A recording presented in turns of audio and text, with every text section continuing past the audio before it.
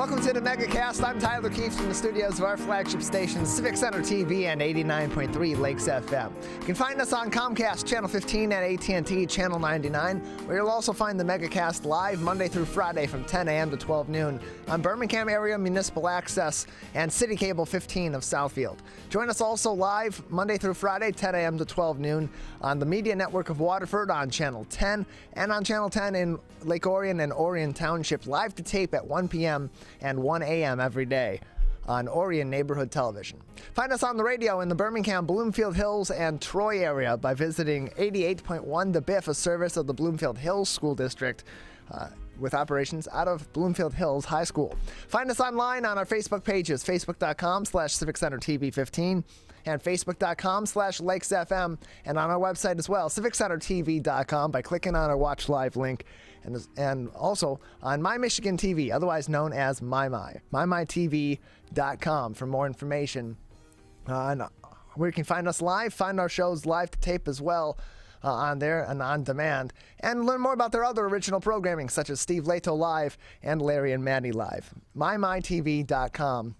Or go to our website, CivicCenterTV.com, and click on our Megacast link. There you'll find links to every single one of our partnering television, radio, and web outlets that join us every day, live and live to tape. Find all of our full episodes and each individual interview on demand as well, CivicCenterTV.com/Megacast.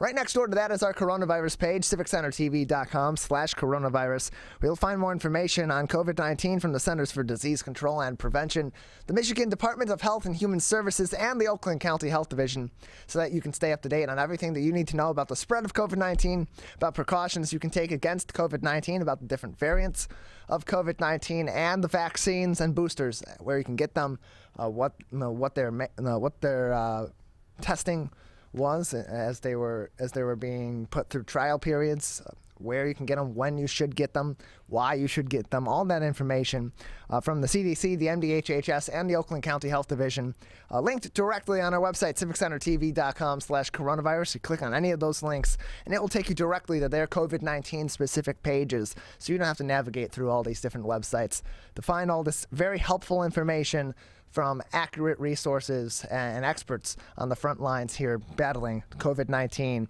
domestically, locally, and all across the world. CivicCenterTV.com/coronavirus, where you'll also find our top headlines each and every day, making news throughout the state of Michigan from a number of different journalistic outlets.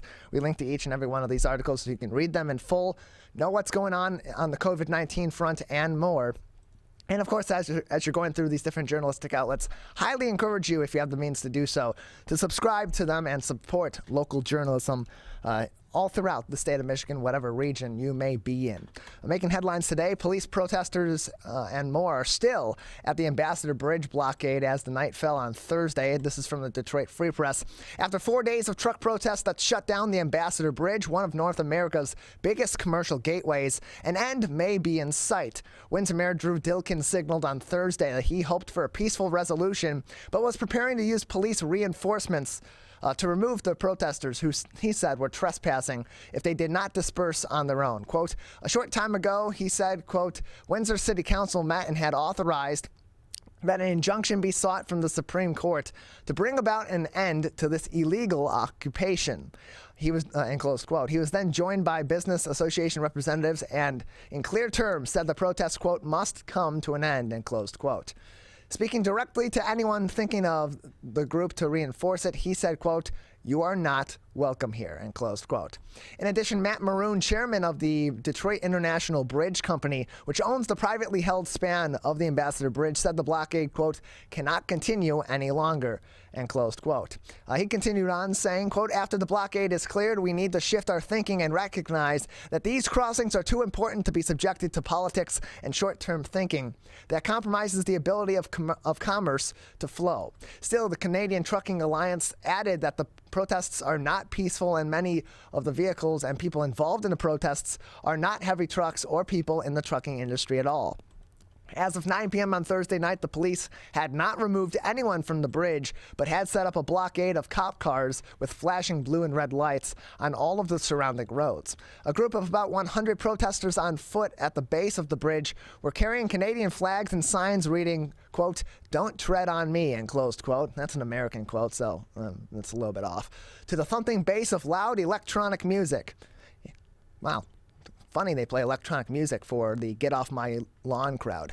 Continuing on, the Ambassador Bridge is not closed heading into the U.S., Windsor police said on Thursday. But the demonstrators make it difficult to access the bridge at all, and they recommend everyone avoid the area. Late Thursday, Windsor police said, quote-unquote, resources from other jurisdictions are coming to the bridge to support a quote-unquote, peaceful resolution. On the Detroit side of the border, Michigan State Police said, quote, avoid the area around the Ambassador Bridge if you can. There are going to be backups in the area, end closed quote. The protest, however, is much more than a traffic issue. It is now a serious commerce and political concern that has forced automakers to cancel shifts and even close plants. It is inspiring similar protests as far away as Paris and potentially in Washington, D.C. Governor Gretchen Whitmer called on Canada to take, quote, all necessary and appropriate steps to immediately and safely reopen traffic so we can continue growing our economy, supporting good-paying jobs, and lowering costs for families, end closed quote.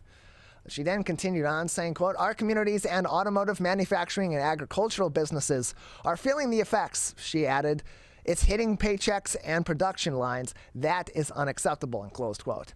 The Anderson Economic Group in Lansing calculated the initial estimate for lost direct wages in the Michigan automotive industry as a result of the protest beginning Monday at more than $51 million.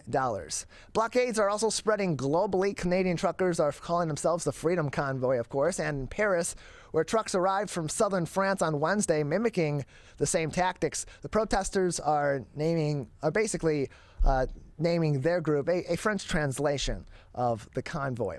In France, the demonstrators reportedly include motorcyclists and car drivers and represent how those types of protests are spreading via social media to other countries, including Australia, Belgium, and New Zealand.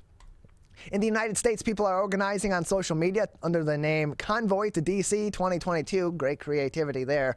And some are rumored to be planning to disrupt the Super Bowl, which is being played in SoFi Stadium in Inglewood, California. By Wednesday, in addition to truckers, a group of about 20 Canadian protesters with tractors blocked Highway 402 that leads to the Blue Water Bridge, effectively shutting down another international border crossing. According to officials, protests are hurting trade. Ontario Premier Doug Ford urged an end to ongoing protests, releasing a statement that said, quote, illegal occupation and blockade happening in Ontario must be stopped. The Ambassador Bridge is one of the most vital trade corridors in our country. The damage this is causing to our economy, to people's jobs, to their individual livelihoods is totally unacceptable. We cannot let this continue, end closed quote. General Motors has canceled 2 shifts at one Michigan factory and has been rerouting trucks to keep another plant running as truckers continue to restrict travel across the Ambassador Bridge. And Stellantis has had to shorten at least one shift at its Windsor assembly plant, which produces the Chrysler Pacifica minivan, because of lack of parts. Quote, we must do everything to bring this to an end, end close quote, said Justin Trudeau, the Prime Minister of Canada, on Wednesday, the Parliament in Ottawa. The protesters are quote, trying to blockade our economy, our democracy, and our fellow citizens' daily lives. That full article from the Detroit Free Press on our website, civiccentertv.com/coronavirus. Also making headlines here in the state of Michigan, and only in the state of Michigan, not including Canada in this case. Mask mandates Michigan counties are dropping mask mandates as COVID-19 cases plummet, and schools may be following. Again, this is from Bridge, Michigan. 8 counties across Michigan are poised to rescind their school mask mandates next week, removing one of the last and most divisive measures taken to slow the spread of COVID-19. Ingham County, Washtenaw County, and 6 northern Michigan counties are expected to end their mandates that have covered dozens of districts and tens of thousands of students. Ingham County will end its mandate on February 18th. Linda Vail, the county's public health officer, said her department will still recommend masking in schools but will no longer require it. Quote, public health strategies are shifting to personal responsibility, end closed quote, Vail told Bridge, Michigan on Thursday. She said falling cases and rising vaccinations combined with a need to move away from quote-unquote emergency phases prompted the decision. Other counties could follow suit, including Oakland County, but it wasn't immediately clear on Thursday when or if they might do so. In counties where the mandates will be rescinded, the decision on masking will now fall to local school leaders. One school official believes most will drop the mandates. Quote, if the counties move to change their recommendations, I think you'll have a large number of those districts follow suit, said Robert McCann, executive director of the K-12 Alliance for Education, a Michigan school advocacy organization. Despite the local decisions, the Michigan Department of Health and Human Services continues to recommend, quote, universal masking, and closed quote, in K-12 education, says Lynn Sutphin, an MDHHS spokesperson, said nearly 700 infections were tied to school outbreaks in the past week. Quote, although case rates and percent positivity have begun to decline in Michigan, we are still at what would be considered a high plateau and need to continue to monitor these metrics closely as they pertain to the use of mitigation strategies such as masks, and closed quote, she wrote in an email to Bridge, Michigan, who wrote this article. That email continued on saying, quote, to help protect students, staff, and communities, we continue to recommend universal masking in schools and wearing masks in indoor public settings to help slow the spread of COVID-19. The moves come as Omicron cases plummet and as leaders across the country have dropped mask mandates this week. Michigan is averaging just under 4,000 new infections per day, considered high by standards established by the CDC. But that's a quarter of the cases that were reported just 3 weeks ago. After hitting a peak of 5,009 COVID patients in Michigan hospitals on January 10th, there were just 2,595 patients as of Wednesday of this week. Of course, the updated numbers will be released today. That caused public health leaders to reevaluate recommendations that for more than a year have ignited tensions, set off anger-filled school board meetings, created confusion, and prompted some students to switch schools in many communities. Quote, we are seeing cases and positivity falling rapidly. Our hospitals are showing early signs of stabilization, and parents have had ample opportunity to get their children vaccinated, and close quote, said Lisa Peacock, health officer of 6 northern Michigan counties, including Benzie, Antrim, Charlevoix, Emmett, Leelanau, and Otsego. Peacock told Bridge that she told school districts in a morning call on Thursday that she is lifting the mask order in those counties effective Thursday, last night at 11:59 p.m. That gives school districts time to form their own policies, she said, quote, lifting the order is appropriate because it was only a temporary strategy in the first place. It doesn't mean that masking is no longer important, and closed quote. Health leaders in Oakland County have considered lifting the county's mask order for weeks, driven by, quote, by what will keep the students in the classroom learning, said spokesperson Bill Mullen, who added that they had no decision to report on Thursday. That full article from Bridge, Michigan, listed on our website, civiccentertv.com/coronavirus, in addition to our final article today from MLive Media Group. The FDA is warning, stop using this one illegally imported COVID-19 rapid test. A South Korean diagnostics company is recalling its rapid COVID-19 test kits in the U.S. because they were illegally imported, according to the FDA. The Standard Q COVID-19 AG home tests were manufactured by SD Biosensory and distributed throughout the U.S., but the FDA said it has not approved, authorized, or cleared those tests. SD Biosensor, my apologies, is the name of the company. That company, in addition to the recall, is taking steps to investigate how those tests were illegally imported into the United States. The FDA said the South Korean company is, quote, has, quote, announced publicly that if such illegal importations are discovered in the future, the responsible individuals or distributors will face strict legal action and liabilities for their damages, and close quote. The agency is urging anyone who has in their possession one of the illegally imported tests to not use it and throw it away. For anyone who has already used a recalled test, the FDA is urging those people to retest with an FDA-approved method. You can find a full list of those rapid kits that are approved in this article from Bridge, Michigan. This is not the first time the FDA has had to recall COVID-19 tests in the past. The agency recalled 2 rapid tests because they had the possibility of giving false results. That article from Bridge, Michigan, on our website, I'm live on our website, civiccentertv.com/coronavirus, as well as our other articles making headlines today and those ever important links to the CDC, the MDHHS, and the Oakland County Health Division's COVID-19 specific web pages so that you can stay up to date on everything that you need to know on the COVID-19 front and more, making news here in the state of Michigan. We're going to take a quick break here on the Oakland County Megacast, and we'll get things going in the Oakland County hour of the show. We'll be joined at 10:20 by Matt Bell, author of Appleseed and an alumnus of Oakland University. At the bottom of the hour, Erica Ganaka and David Renke from the Farmington Players will join us on the show, as tonight, they premiere Tokens of Affection at the Farmington Players and begin their run of that show. Beginning this weekend and running through the end of the month, or just about the end of the month. We'll kick off the Michigan Megacast hour at 11 o'clock with Roz Keefe, the founder of Stand With Trans. At 11:20, Chris Hall, certified insurance counselor with the Kleinschmidt Agency, will join us to give you some helpful tips on avoiding and mitigating identity theft, especially as we live in an ever more digital world today than ever before. And then at 11:40, Sarah Rood, the Development Director of Friends for Animals of Metro Detroit, a shared Detroit-supported charity and nonprofit, will join us to cap off this Friday edition of the Megacast. That's all coming up next. You're watching and listening to the Megacast. Who is struggling right now? I am. My son is. Many are struggling with anxiety, depression, and substance use. Before it becomes a crisis, reach out to MyCal, the Michigan Crisis and Access Line, for free confidential support 24/7. Available in the Upper Peninsula and Oakland County. Just call or text 1-844-44-MyCal or chat online at michigan.gov/MyCal. A message from the Michigan Department of Health and Human Services. Motorcyclists are hard to see. To keep everyone safer, it's important to always look for them and know where most crashes occur. 84% of motorcycle and vehicle crashes happen on streets, not highways. And most crashes with motorcyclists occur when vehicle drivers are turning left. So before turning, especially to the left, make sure you look for motorcyclists. Then look again.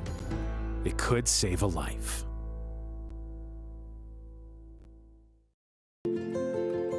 To Sofia and Gabriel, even though these old knees can't follow on your adventure to the forest today, these flowers represent my love. These stitches and threads join us together. And wherever you see a flower, a bird, a beautiful tree, know that my love is with you. Make the forest part of your story at a park near you. Find one at discovertheforest.org. 72.7% of high school students get less than the recommended 7 to 9 hours of sleep a night.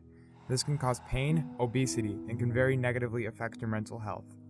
When you have a consistent 7 to 9 hours of sleep every day, you get sick less often, lose more weight, and have better relationships with those around you.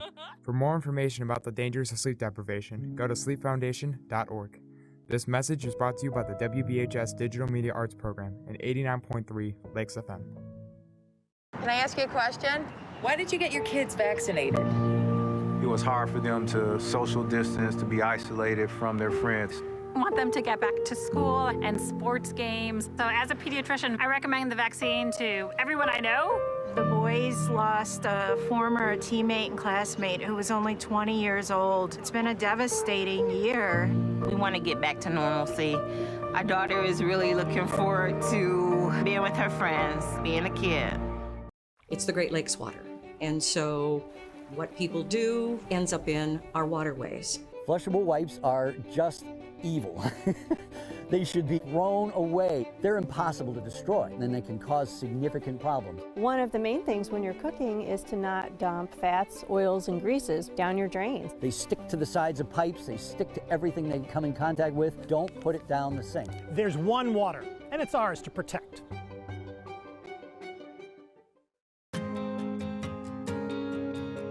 When times get dark, we can't see the help that's all around us. When you don't know where to turn, let 211 be your guiding light.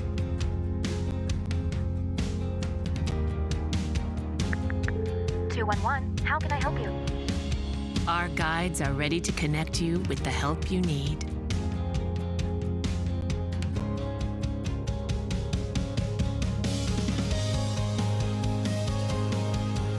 help with food, healthcare, mental health, and other resources. Call 211 or visit 211.org. 211. Get connected, get help.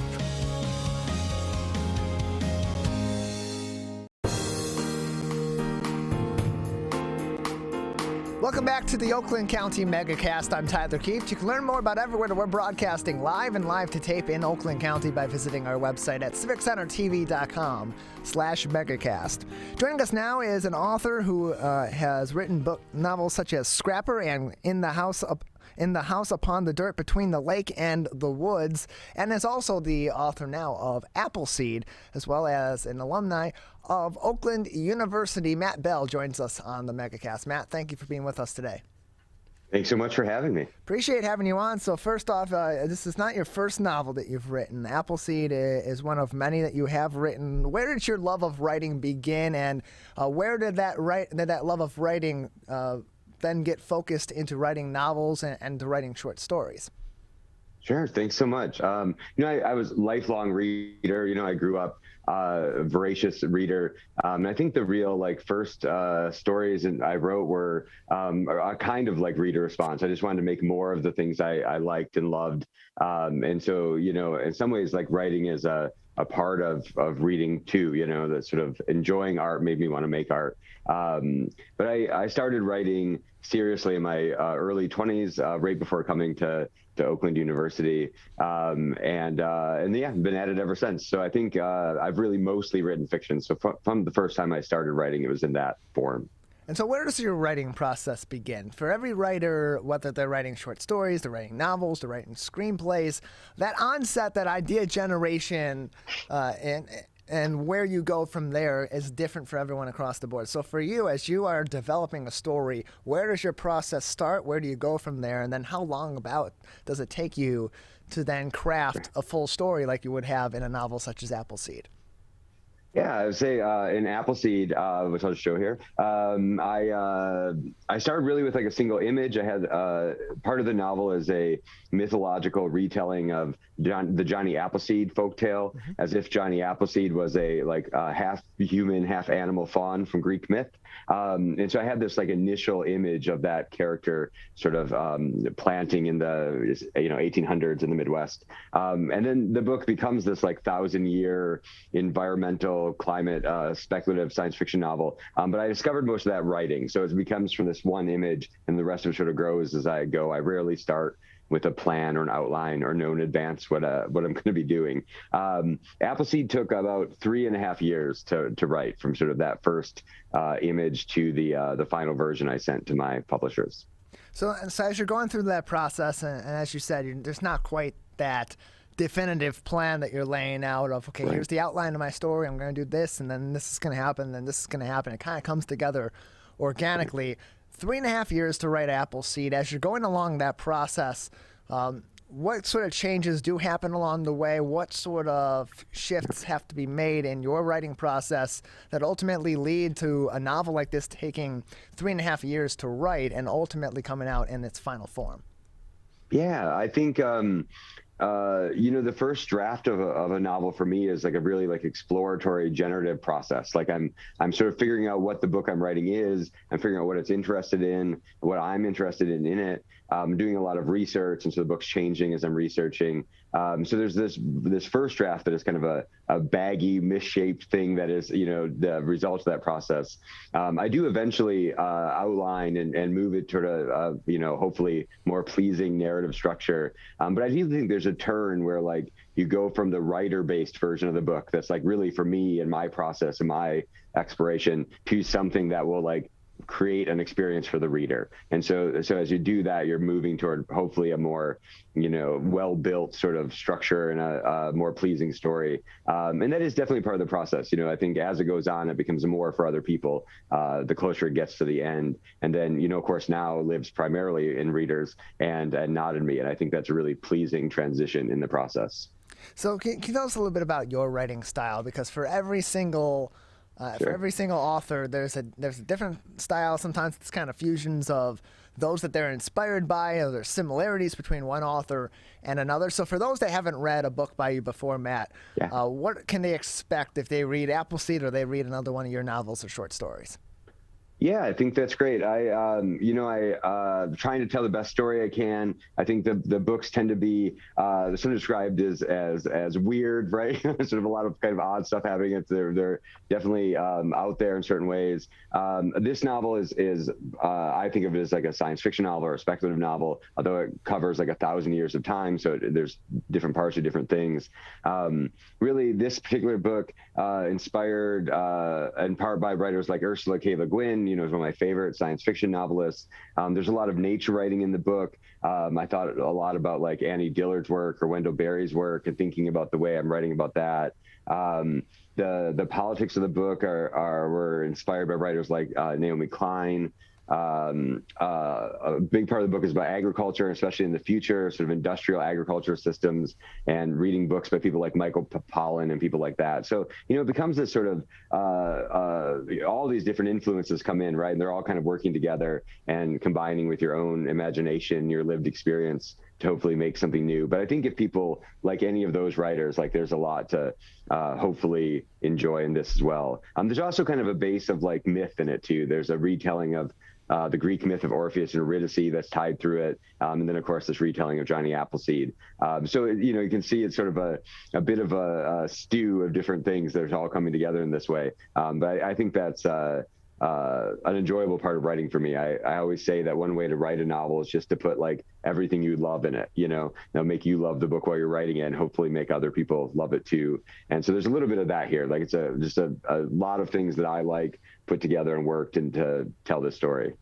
We're joined by Matt Bell, author of many novels such as Appleseed. You can learn more information about Appleseed and all of his other books, including novels, essays, short stories, and more by visiting his website, mattbell.com. That is mattbell.com. And of course, Matt, you are an alumnus of Oakland University and recently helped them celebrate their 10th anniversary of their creative writing program. How did your time at Oakland University and how has something like their creative writing program helped to inspire you as an author and ultimately stuck with you in your writing process as you've written multiple novels now, short stories, and more? Yeah, thanks. I went to Oakland from 2004 to 2006. And for me, it was a great place. I really felt a home there. I felt like the professors I had took me really seriously and treated me, as a writer, before there was like evidence that I might really be one, right? And I really appreciated that. And there's still things that I learned in my classes there that I teach in my own classes or think about in my own process. I had coffee this morning with one of my professors, Kitty Dubin, who's a playwriting professor there. And I was telling her at breakfast, like, I can still see some of the handouts she used to teach us like story writing structure, like in my mind when I think about some of those things, I feel really lucky to have been there. And I feel lucky to still be connected to that community. It's amazing to have left, 15 years ago and still feel like I'm connected to the professors there and to other students I went to class with, and hopefully to the future of what people are doing at Oakland. So in addition to being a writer yourself, to being a novelist yourself, and having, of course, mentioned all your experiences and the positive experience you had at Oakland University, how are you tailoring that to what you're doing today? Because now you are also teaching English. You're teaching at Arizona State University as a creative writing teacher. How does your educational background at Oakland University and your career thus far help to inform you on how you teach your students and approach helping them through their education as they learn to write creatively and maybe become the authors of the future? Yeah, thank you. I think it's definitely an extension of all those experiences. I mentioned the last question about really feeling connected to the professors and feeling like they were people that cared about what I was doing and that the work I did mattered. And certainly that's something I'm trying to make in my own classrooms, that, I think educational success often comes from like students feeling a strong bond with professors and feeling like they're part of a community. And certainly we're trying to create that the best we can. And of course, like the things how to do really well inform your teaching. But some of the things that I think I now teach best are the things that I'm weakest at as a writer, right? Like having to learn how to teach the things that don't come naturally naturally to me is actually been really satisfying. And so I think there is that. And I think also in creative writing, usually your teachers are practitioners as well, right? So they're a fellow writer, and sort of letting students see and share in your own sort of journey and your own artistic sort of struggles as you're writing books is part of it, and sort of being open in that way. So I always try to make a environment where students can imagine themselves succeeding in the same ways, and also letting them see like the kind of reality of the work and the life. We're joined by Matt Bell, author of many different books and novels, such as Appleseed. You can learn more information by visiting his website, mattbell.com. To learn more about all of his different writings and get in contact with him as well. And learn more about Appleseed at mattbell.com/Appleseed. And so, as we've mentioned previously, that's not your only novel. You've written many different other stories. So if after telling us more about Appleseed, some people may not be interested in that particular story. Tell us about some of your other works and give us a brief overview of some of those that people may be interested in as well. Sure. My first novel, In the House Upon the Dirt Between the Lake and the Woods, takes place in a kind of mythological space. It's really a novel about marriage and parenthood, and what happens to maybe a marriage when people don't have the children they want to have. But it's in sort of a mythic framework. There's a giant talking bear. The wife is able to sing objects into being. It's a kind of wild book. My second novel, Scrapper, takes place in contemporary Detroit. It's set in the sort of illegal metal scavenging industry in Detroit proper, and it's kind of a detective story set in that environment, and really emplaced here in Michigan and in Detroit and in some of the like contemporary issues of the city. We're joined by Matt Bell, author of many different books, including Appleseed. You can learn more about Appleseed by visiting his website, mattbell.com/Appleseed. That is mattbell.com/Appleseed. And so, Matt, you said 3.5 years to get Appleseed written and ready for publishing and release. It is now out. It is available. You can learn more, of course, on your website, mattbell.com/Appleseed, and find it in a number of different places, including your local bookshop, IndieBound, Barnes & Noble, HarperCollins, on Amazon. It was Amazon's Book of the Month this past summer in July of 2021. So for you, now with Appleseed out, what's next? What's on the horizon? What are your next stories that you have planned?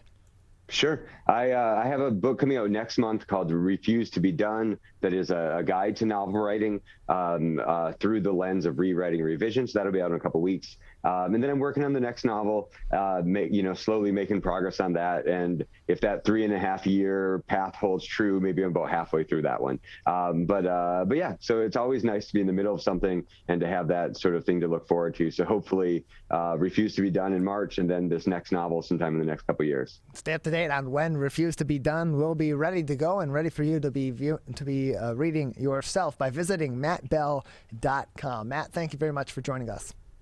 Thanks so much for having me. Appreciate it. Author Matt Bell with us on the Megacast, and author of the book Appleseed, an Oakland University alum. And, of course, you can keep up to date on everything that he's writing and his upcoming pieces as well, including Refuse to be Done, which he said will be released in March, by visiting his website, mattbell.com. We're going to take a break here on the Megacast. On the other side, we'll go from books to the theater. We'll be joined by Erica Ganaka and David Ranke from the Farmington Players, where tonight they will premiere their production of Tokens of Affection down there at the Farmington Players. That will begin running tonight and run throughout most of the rest of the month of February. They will talk all about that production and more over from the Farmington Players. That's coming up next. You're watching and listening to the Oakland County Megacast. We may come from different organizations, but we work together to protect the Huron River for everyone. Neighborhood storm drains carry water directly to local creeks and streams. No filters, no treatment. Storm drains also help reduce street flooding when it rains. So clearing storm drains and the areas nearby of trash and leaves helps keep them for rain only. It is easy to do your part by adopting a storm drain. Find a storm drain, check it, and clear it every month. So keep storm drains for rain only. There's one water, and it's ours to protect. If you are struggling to afford your internet bills during the pandemic, there's a temporary government program that may be able to help. It's called the Emergency Broadband Benefit, and it provides up to a $50 monthly discount on your broadband bill to qualifying households. Find more information about the program, including if you qualify and how to enroll, at fcc.gov/broadbandbenefit, or call toll-free at 833-511-0311. A public service announcement from 89.3 Lakes FM. We as Michiganders feel connected to this resource in a way that I think is really powerful. Conservation starts with a caring, committed community. For me, it's peaceful to have a relationship with the river. Every single one of us has a role to make sure that those waterways stay safe and healthy, being careful about what goes down the storm drain. Just even eliminating some of your single-use plastic makes a difference. There's one water, and it's ours to protect.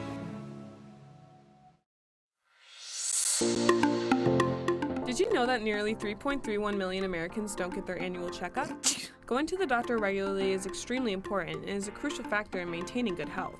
Make sure you are visiting your local doctor often and telling them about any health concerns you have. For more information, contact your local healthcare provider. This message is brought to you by WBHS Digital Media Arts Program and 89.3 Lakes FM.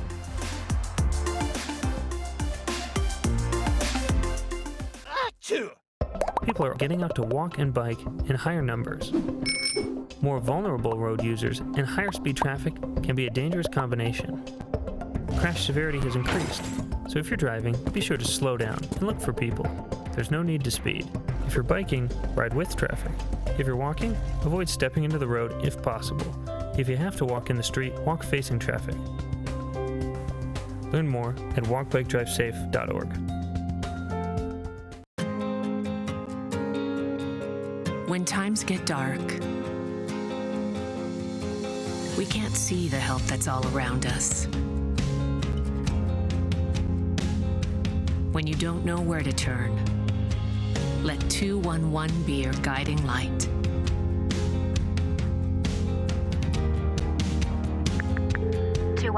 How can I help you? Our guides are ready to connect you with the help you need.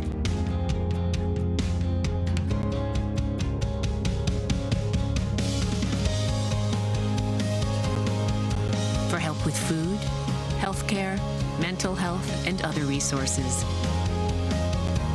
Call 211 or visit 211.org. 211.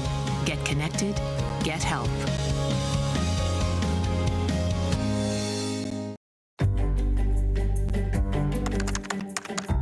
Parents do a lot of worrying. Get your kids caught up on childhood vaccines to protect them from these 14 preventable diseases, and you'll have 14 fewer things to worry about. Vaccines are safe and effective and save lives. So let's get caught up on vaccines and worry about something else. Get the facts at ivaccinate.org.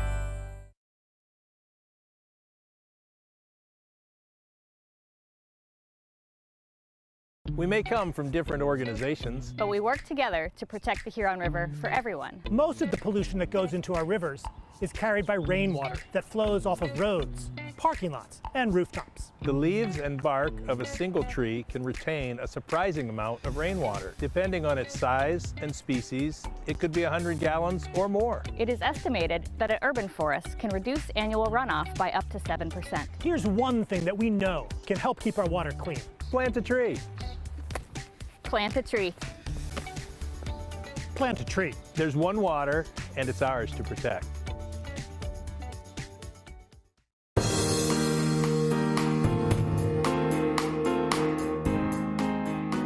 Joining us now from the Farmington Players and their production of Tokens of Affection, we're joined by actress Erica Ganaka, as well as David Ranke, the director of the show, also from the Farmington Players. Thank you for being with us today. Thank you very much for having us. Appreciate having you both on. So, David, let's start with you. Tell us first about your background, and how you came to be the director of this particular show at the Farmington Players. Well, I've been a member of the Farmington Players for about almost 20 years now, and I've been involved in theater throughout the area for probably about 30, 35 years. As far as being involved with this, when I read the script, I fell in love with it.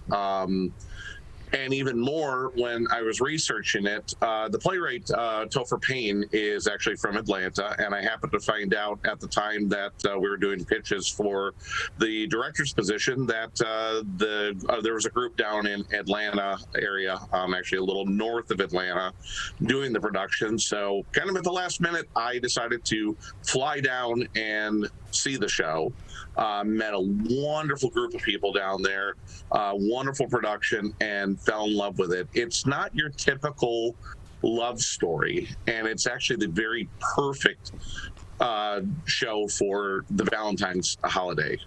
It's basically about two people who have been married for 37 years, and kind of that empty nest syndrome where the kids are grown up, they're kind of off on their own, and they kind of forgot to nurture that love a little bit. They learned, they do big things, going to Niagara Falls, doing, big grand trips and everything, but they forgot the little things, the, greetings at the door, the compliments, the tokens of affection.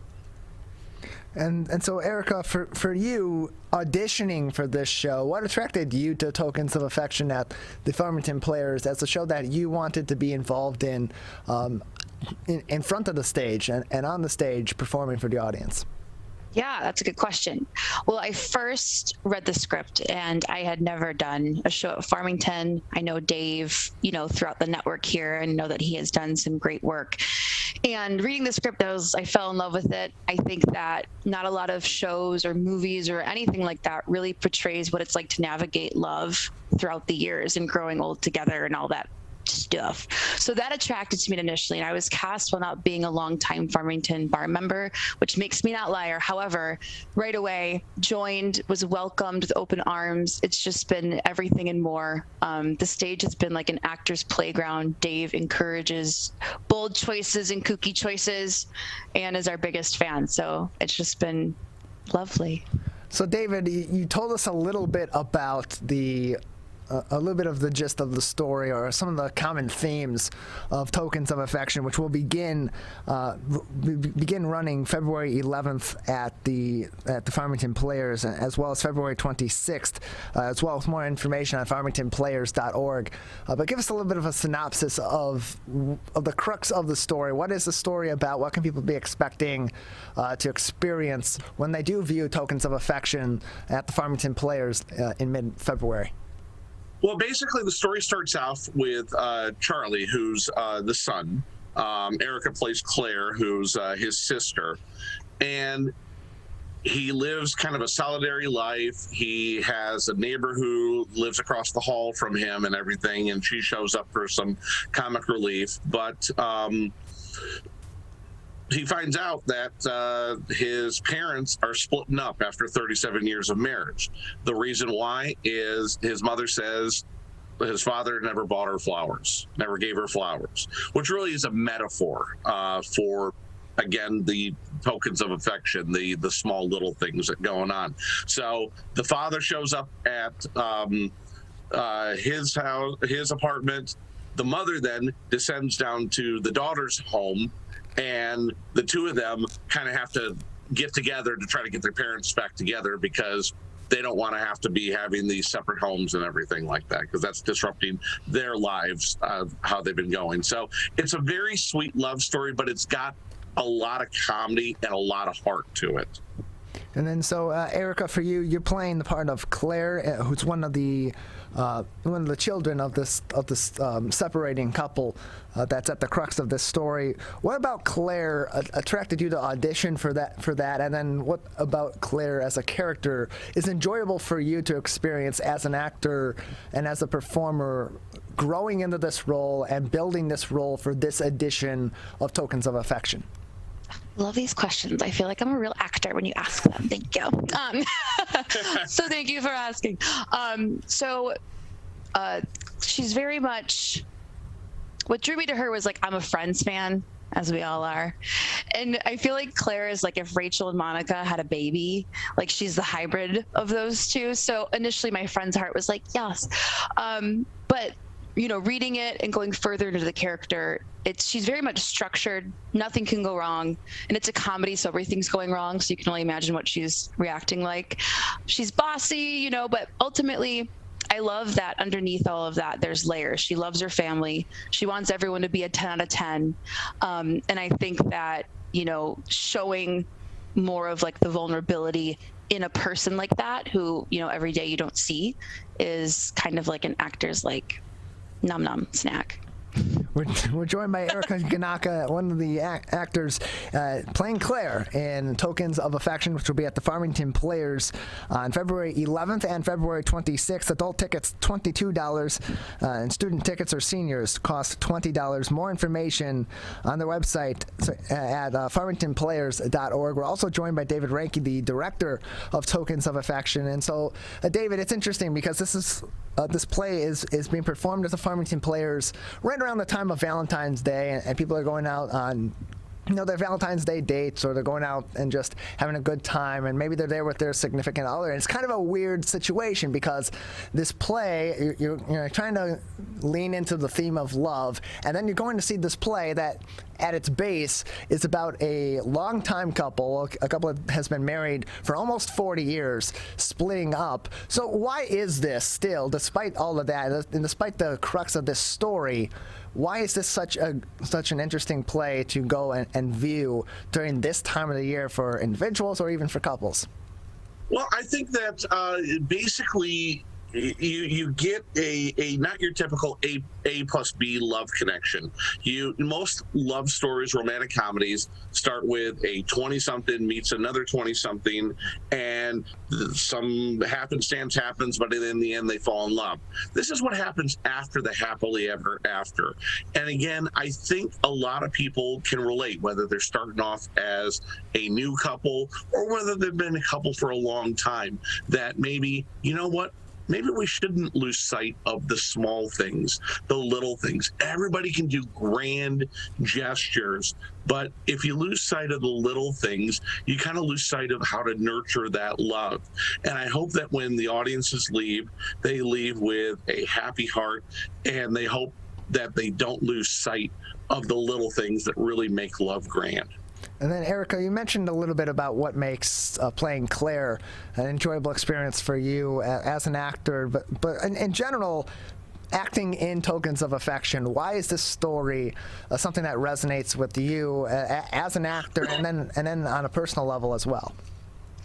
I think Dave hit it. It's not like, oh, I'm 20 and my glasses fell off and he suddenly thinks I'm gorgeous, like all those rom-coms the 90s, and I think this is a cool take on, hey, you gotta grow old with this person, so what happens next? And I think that a lot of us question, will I lose myself? Will I forget about those small things? It's not about flying to Belize, when you're older anymore, or even now at my age or anyone's age. It's about just the small little acts that you can do to show someone that you think of them. So I think that's what stood out in terms of a show like this really hasn't been done anywhere.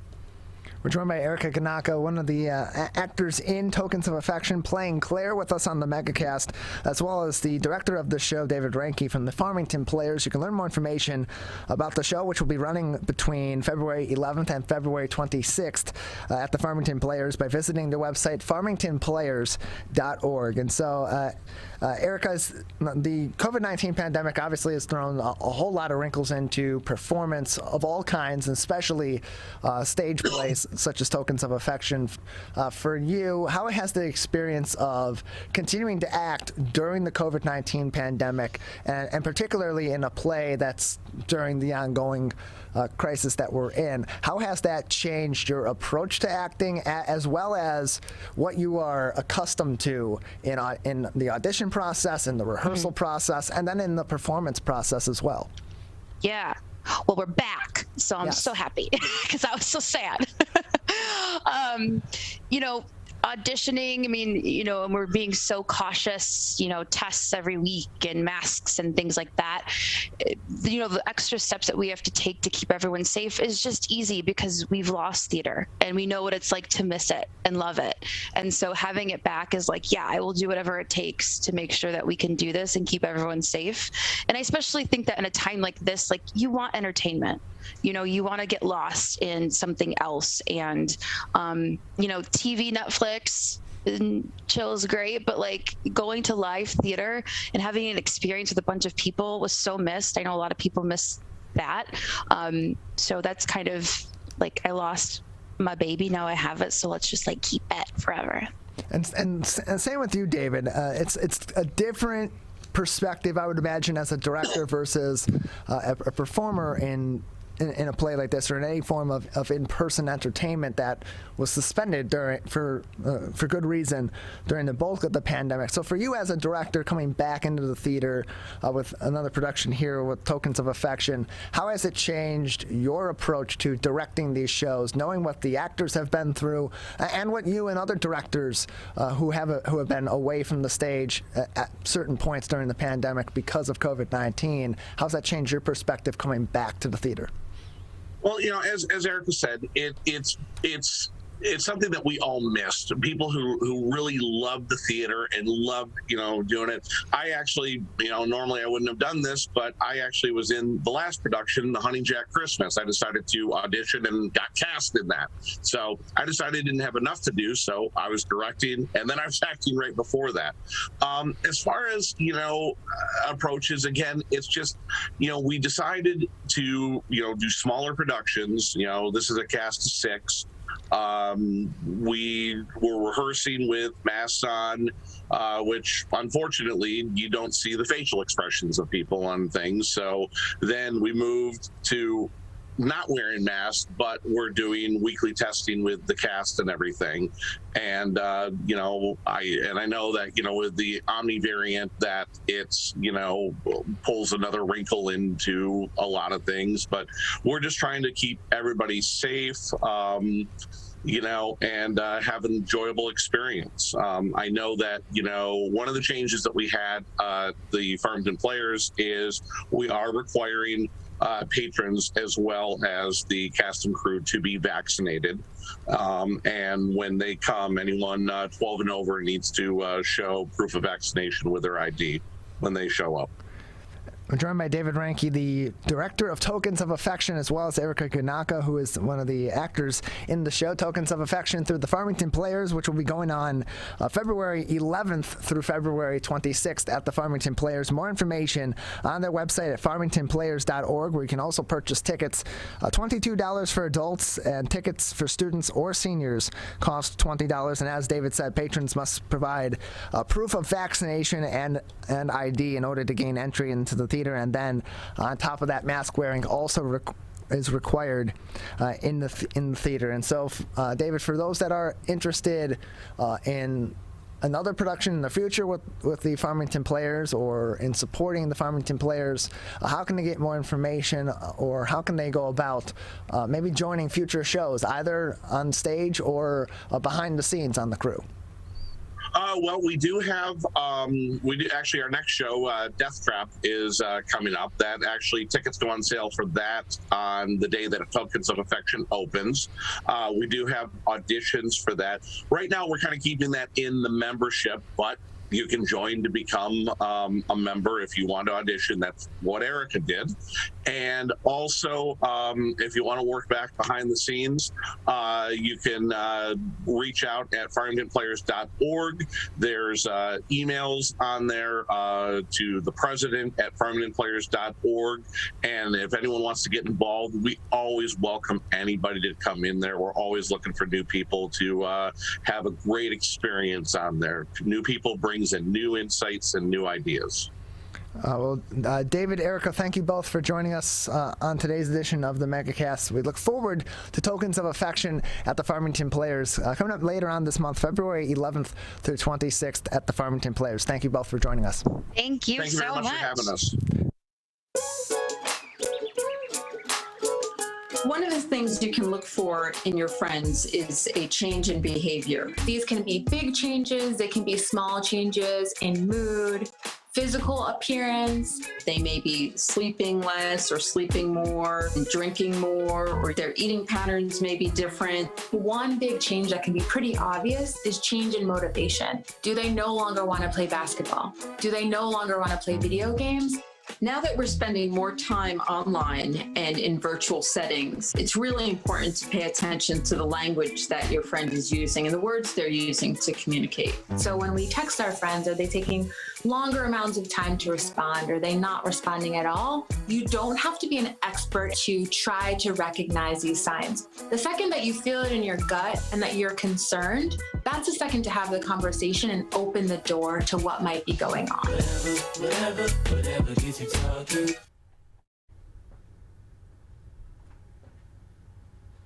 You're listening to your radio homes for the Megacast, 89.3 WBLD Orchard Lake and 88.1 WBFH Bloomfield Hills.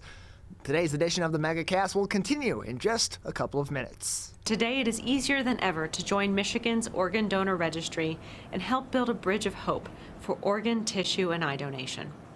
Just one person can potentially save or help improve the lives of up to 75 people.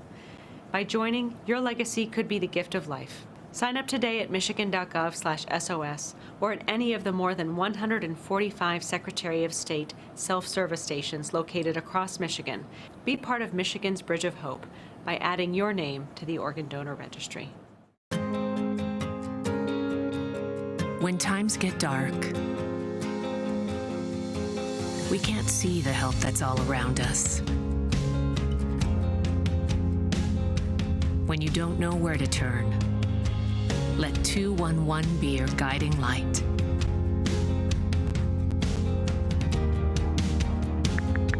211, how can I help you? Our guides are ready to connect you with the help you need.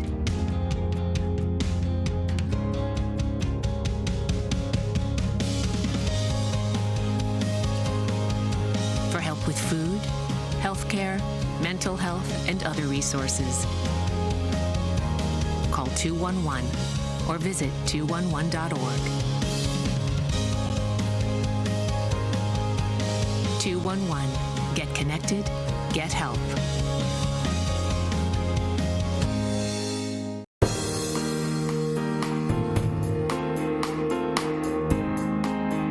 Joining us now once again is Roz Keith, the Executive Director of Stand With Trans, back with us once again on the Megacast. Roz, thank you for being with us. Thank you for having me. This is, I guess it's starting to be a regular thing, so I'm really excited. Yeah, glad to have you. Nice to see you. Yeah, good to see you as well. Happy New Year to you and everyone involved with your organization. For those that aren't familiar, for those that didn't join us the last time we had you on or are hearing about your organization for the first time, can you tell us a little bit about Stand With Trans and give us a bit of an origin story for your organization? Sure. So Stand With Trans began in 2015 with really just an idea. Our mission is to support transgender and non-binary youth so they feel supported, empowered, really giving them the tools and the life skills so they can live their authentic life. And along with that comes educating the families, educating community, really teaching people what it means to be transgender. We know that this kind of support and education, if you will, and access to resources is life-changing and life-saving for so many. We started the organization because in 2013, almost 9 years to the day, my younger child, who's now 22, but my younger child at the time came to me and said that he was transgender. And if you are at all aware of what's been talked about in the media of late in the last couple of years, you're probably somewhat aware of what's going on with there's a lot of discrimination, a lot of transphobia, a lot of bills discriminating against youth in schools and trans people in general. But 9 years ago, none of these conversations were happening. And in fact, you could use whatever bathroom you wanted and no one even blinked an eye. So I didn't know anything. I didn't know the word transgender. I was really not surprised, I guess, by my son's declaration, but I had no idea how to help him, what it meant, what the long-term outcomes would be. So I had a lot of research to do, and I just started Googling. Unfortunately, there wasn't a lot that came up, and there really were no resources, at least in the Metro Detroit community, and I wasn't even finding anything nationally.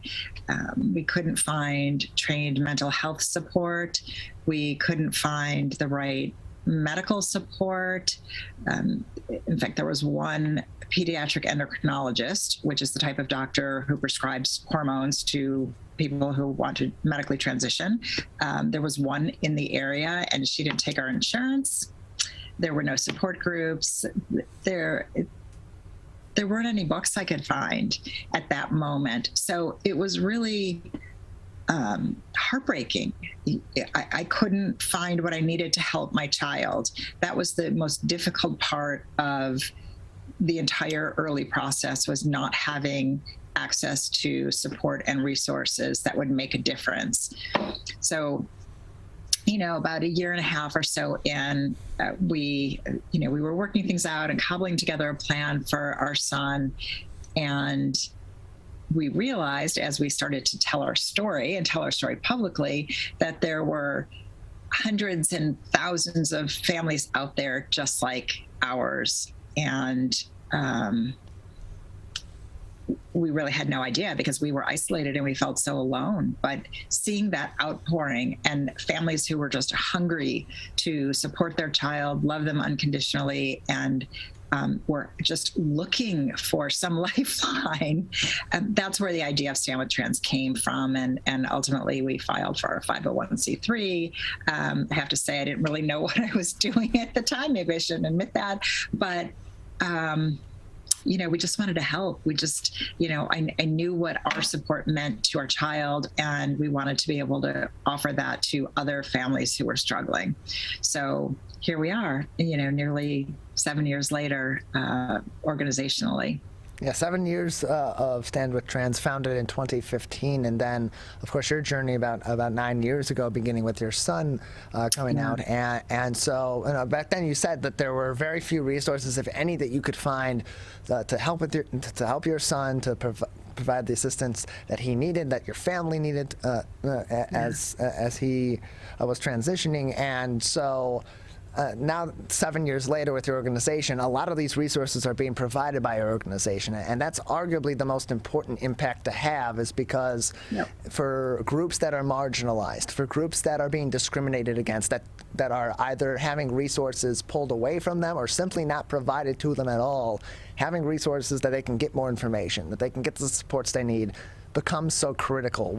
So for families with trans kids, or for trans individuals themselves that are looking for these resources, what are some of the resources that are provided to them through your organization?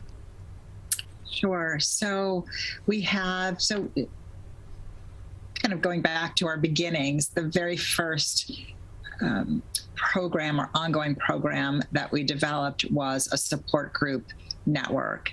And we now have virtually a number of groups throughout the month. Up until 2020, we had groups in person all over the place. We had about 12.5 groups that parents and young people could access. Right now it's all virtual, so they're for tweens ages 9 to 12, teens 13 to roughly 19, and then non-binary young adults 18 to 24, and parents and caregivers. And those happen throughout the month. They're all on the standwithtrans.org website. They're facilitated by those who have been trained. So parent groups are facilitated by parents. In fact, I facilitate one that's happening tonight. So if anyone needs support, it's at 7 p.m. Eastern. And that really, it's so important. And, now one of our biggest challenges, of course, is that our virtual world is continuing, that we aren't yet able to start adding back in-person indoor support groups. We were on the verge of that about a month ago, but we're, given what's happening with COVID, we put a pause on that. So, it makes it challenging for youth who are just who want to connect and who want that community, and they don't necessarily want a support group. They just want to hang, and they want to meet other kids like them. So that's something that for 2022, we're really going to be working hard on, is how can we bring that engagement and the fun and the community building back to the community and back to the youth, so we can give them some of what they need while still being safe and being virtual. We're joined by Roz Keith, the Executive Director and founder of Stand With Trans, joining us on the Megacast. You can learn more information about the organization by visiting standwithtrans.org. And so, Roz, you mentioned that a lot of these programs, these support groups in particular, are virtual due to the COVID-19 pandemic. But on a broader sense, on the COVID-19 front, I would imagine, given the struggles that are often had by LGBTQIA plus individuals, by trans individuals, certainly on the medical front in normal times, that those have been amplified and those have been even greater during the COVID-19 pandemic, whether it be for simple checkups or for COVID-19 related treatment. How has the implications of the pandemic changed the way that you approach providing these resources, or at least, or better yet, let me say the necessity of these resources being provided to trans youth, to trans teens, to families of trans individuals, because of the crisis that we continue to be dealing with, as well as the crisis that the trans community has been dealing with, unfortunately, for so long in the medical community?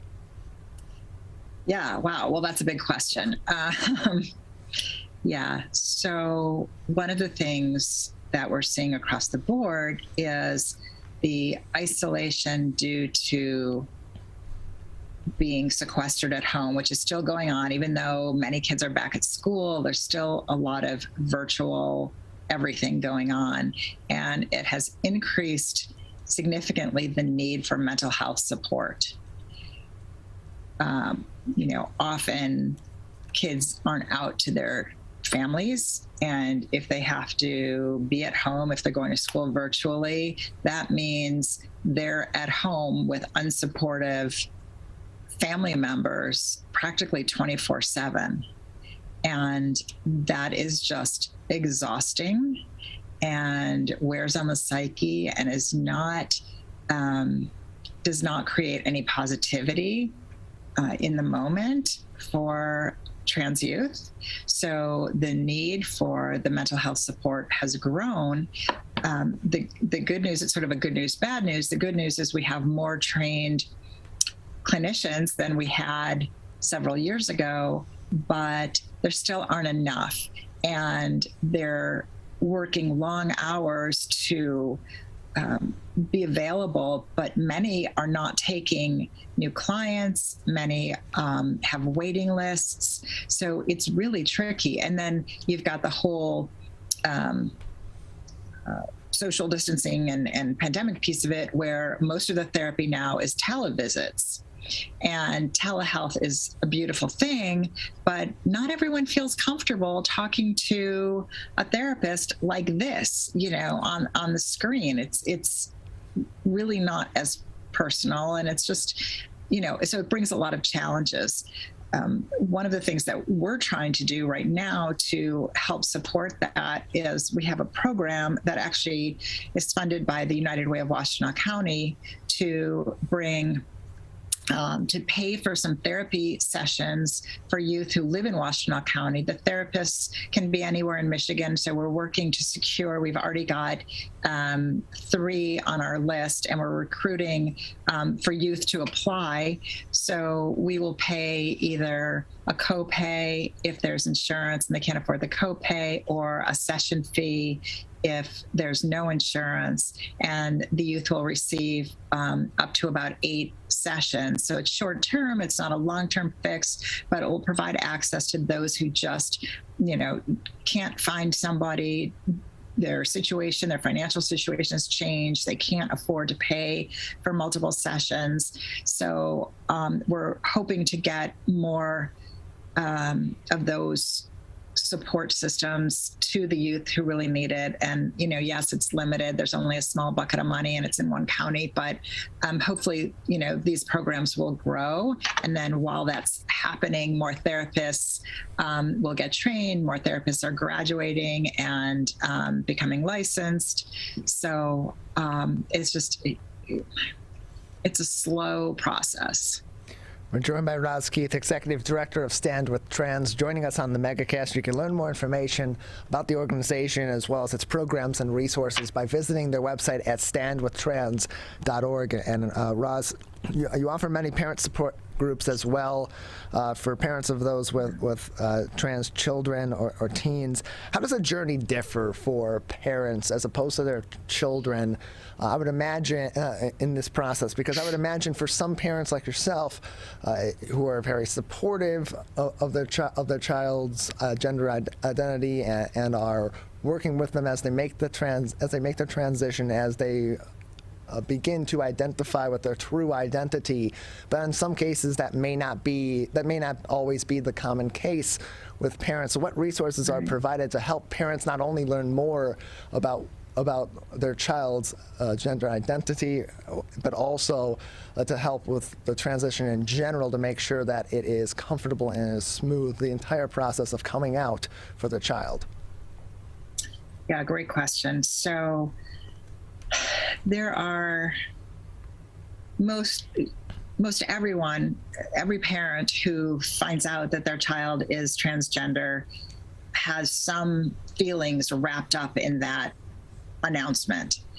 Maybe they saw it coming, maybe they, already knew, maybe it was a total shock. We're gonna, lay money on the fact that every one of these parents loves their children, would go to the ends of the earth for them.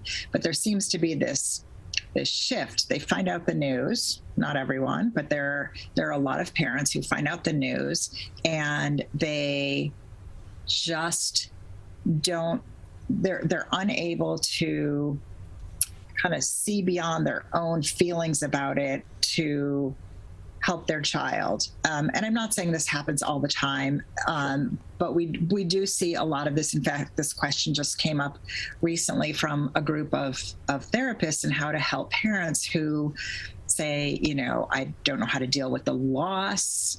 I'm grieving. I feel like I'm mourning my child. I don't have a daughter anymore. So there's a lot of very complicated emotions wrapped up in the process. And one of the pieces of advice that we like to share is you own your emotions. Those are your feelings. And you have to separate them from the way you feel about your child. And if you come to a support group or you go to therapy or you talk to your spouse, you read up on the subject, whatever works for you to manage those feelings, take that path. But on a parallel path, you have to demonstrate that support to your child. You have to be positive. You have to allow them to take the lead and help them get to that next step. Because if you share those feelings with your child, they feel bad, they feel guilty, they feel like, maybe I shouldn't transition because this is making my mom sad, or this is, creating a lot of angry feelings. So, kids take that all on, and it is not okay for us as parents to put those emotions and those feelings onto our children. So it's very tricky to walk that parallel line, that parallel path, because the feelings for a parent who are struggling, a parent who is struggling, are so powerful. But there's a video out there, and I'm going to botch it terribly, but it talks about, you're taking a trip and you've packed for Italy. You've planned this trip for months and months and months. You cannot wait to get there and to tour and to see the Leaning Tower of Pisa and go to the Italian Riviera and drink Italian wine. And, you're about to land, and the pilot comes on the plane and says, welcome to the Netherlands. And you're like, wait a minute, the Netherlands? I thought I was going to Italy. And so having a child who comes out as trans, or having a child that has any differences whatsoever. So there could be a learning deficit. Maybe they have Down syndrome. It could be any number of things, but it's not what you expected. It's not what you expected when you were anticipating the birth of your child. It's not what you expected when you held this baby in your arms, or even, watched your toddler begin to run. And so a lot of it is helping parents to manage the change in what will be. We all have dreams about things, or we anticipate what the future will look like. And it doesn't always come out the way we planned. So, for parents, I just encourage them to talk to someone, come to a group. There are so many books now. I found one really great book 9 years ago, but there are so many. We have this huge book list on the Stand With Trans website, which is an incredible resource. We do book reviews every month that goes out to everyone on our mailing list. And many of them are from parents who have walked this walk and come out the other side. And that can be really helpful. So I'm not saying, don't honor your emotions and don't let yourself feel things, but put things into context, keep them in your lane, and then allow your child to progress on the path that is needed for them.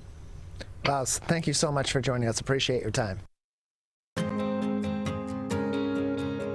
When times get dark, we can't see the help that's all around us. When you don't know where to turn, let 211 be your guiding light.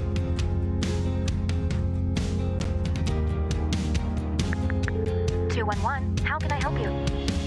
Our guides are ready to connect you with the help you need.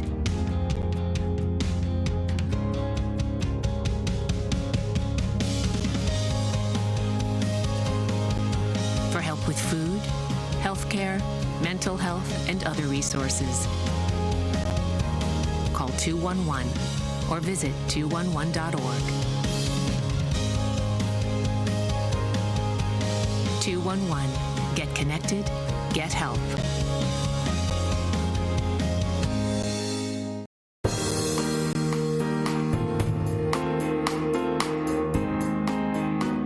Joining us now is Chris Hall. He's the Vice President and a certified insurance counselor at the Kleinschmidt Agency, which is a division of the Meadowbrook Insurance Agency. Joining us on the Megacast as this week, January 31st through February 4th, is National Identity Theft Awareness Week. Learn more information at identitytheft.gov. Chris, thank you for being with us today.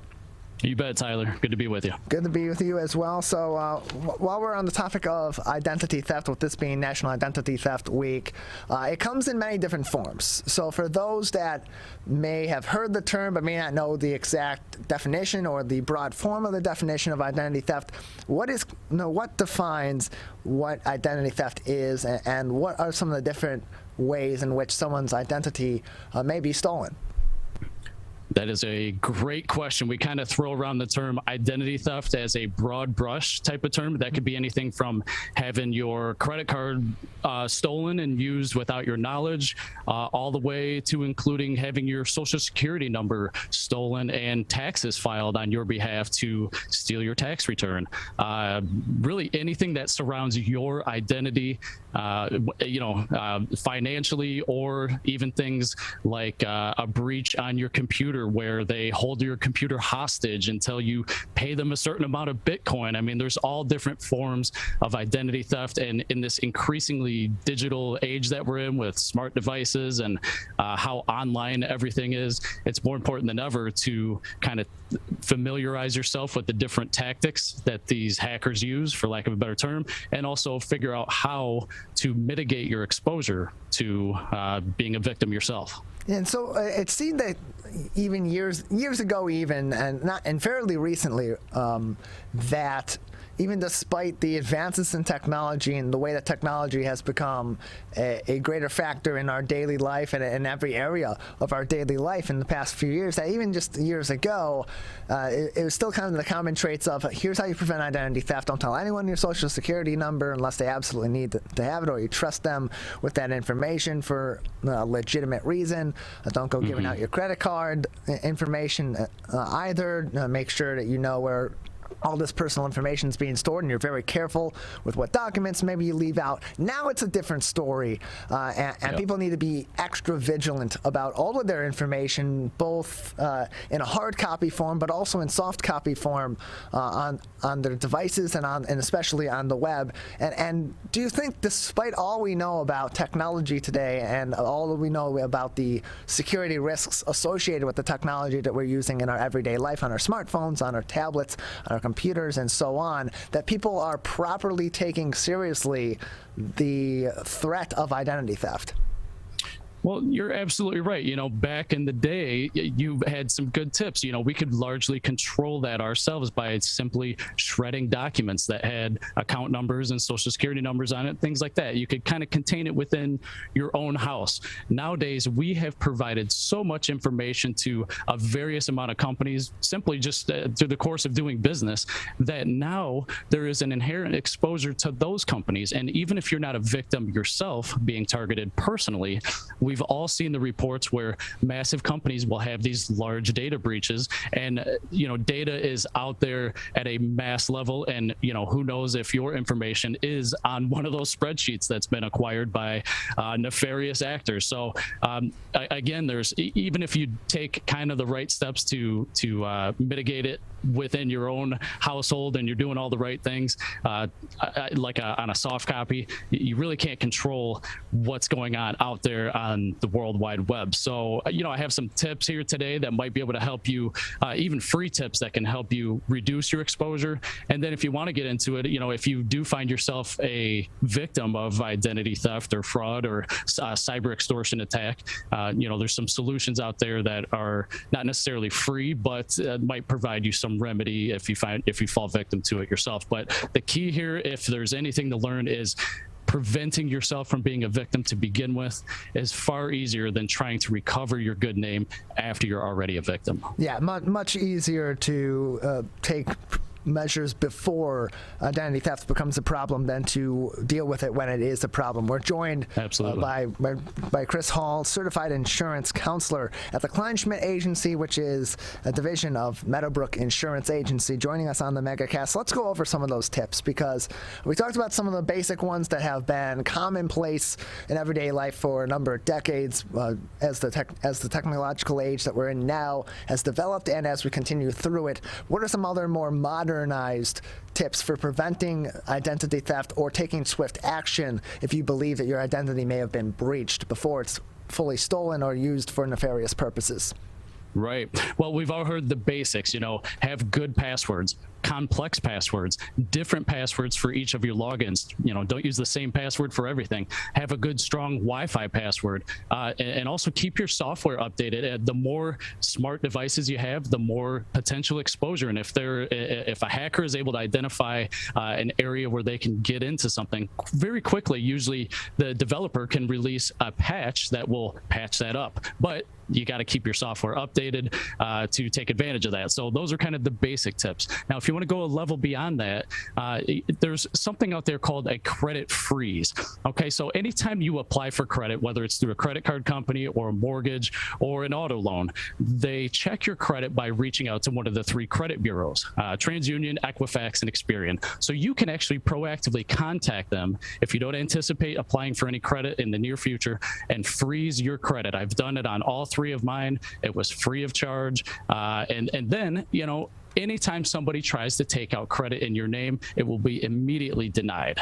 That's probably the strongest free thing that you could do to mitigate becoming a victim of identity fraud yourself. Now, that's not going to affect you if, let's say, somebody wants to steal your tax return. So the best tip that you can have there, and that's actually on the rise. I was looking at the stats here, 3 million people had fraudulent tax returns filed in their name in 2019, the most recent stat. So it's on the rise.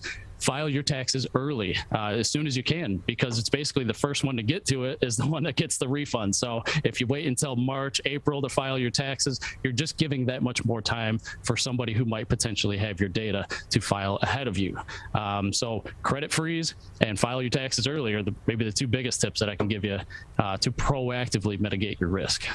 We're joined by Chris Hall, the certified insurance counselor with the Clenchment Agency, which is a division of Meadowbrook Insurance Agency, joining us on the Megacast. All great tips to help you prevent identity theft as you're taking precautions to lock down your credit file, especially where you have more commonplace breaches of information, or where people are then executing on the information they may obtain. And oftentimes when they are able to execute on that information that they have stolen, and they will apply for credit, or they'll apply for housing, they'll apply for even cell phone plans with your identity information. Oftentimes that can go unnoticed because people are either not regularly checking their credit report, or not checking their once yearly free credit report from all three agencies to make sure that that information is accurate and address it if it's not. Are there certain steps that people can also take to be alerted when there are those changes on their credit file more swiftly, so that if some action that is out of the ordinary, or is definitely not something that is an act that they took, that they can get on top of that quickly and address those issues as soon as possible? Because as you said before, the longer that process goes through, the more damage that these identity thieves can take. Well, that's right. And in addition, to the tips that you gave, there's several different reporting. You need checking your credit report annually, or staying on top of it just to see if there's open accounts that are appearing without your knowledge is crucial. So you got to make this as part of maybe your annual review as you start to review your finances. Tax season's a great time. The only official website is annualcreditreport.com. That's where you can get a free report. It's government sponsored. It's actually a law that they have to release it to you, and you can check your credit. So annualcreditreport.com. But as you indicated, there are some paid services. We don't typically endorse any of those in particular, but if you pay for a service, we've all heard the big names out there. They will kind of monitor your credit for you. And if they're basically checking your credit report periodically, and then if they notice any changes from the previous day, that's when they're bringing it to your attention. So those are what some of the paid services do. But in my experience, there's really not much that they can do that you can't do yourself if you take a proactive approach. And if you do fall victim to one of these attacks, there are some insurance solutions that you can now put on your homeowner's policy, or if you're renting, your renter's policy. Our industry has responded to the increased threat that we're seeing over the past couple of years, and there's really two endorsements that you might want to consider that are, again, inexpensive, $20-30 a year maybe. One in particular is called identity theft coverage. It seems pretty self-explanatory, but what it really is helping you restore your financial identity by reimbursing you for time spent taking off of work. If you have to file documents and things like that, it can reimburse you for those costs. It's a decent endorsement, and it's definitely worth considering, but there's a newer one that's a little more all-encompassing. It's called Home Cyber Protection. You might not have it available yet, but many companies that I work with do have it. It's going to cover what I just mentioned, and typically it's also going to cover things like cyber extortion. If, again, like I said earlier, if somebody freezes your computer, what do? Well, you can get consultation with an expert to help you negotiate with whoever has locked down your computer. And then if it turns out that you do suffer a loss, the insurance company, usually if you have this endorsement, is going to reimburse you for those costs that you have lost as part of that extortion attempt. So the home cybersecurity endorsement is actually a little more all-encompassing. Those two in particular, if you're looking for an insurance solution, check both of those out as well. We're joined by Chris Hall, certified insurance counselor with the Kleinschmidt Agency, which is a division of Meadowbrook Insurance Agency, joining us on the Megacast.